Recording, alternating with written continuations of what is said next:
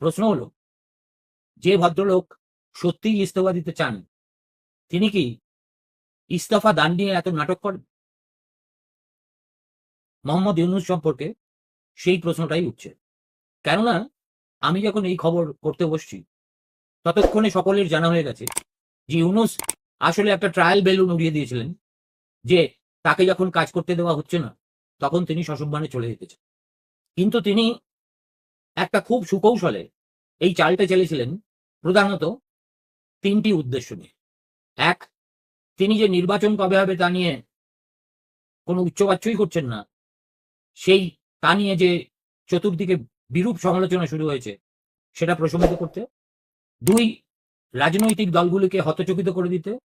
এবং তিন, তিনি হঠাৎ করে চলে গেলে বাংলাদেশ যে বিপর্যয়ের মুখে পড়বে, সেই সমস্যা সম্পর্কে দেশবাসীকে আরেকবার সজাগ করে দিতে।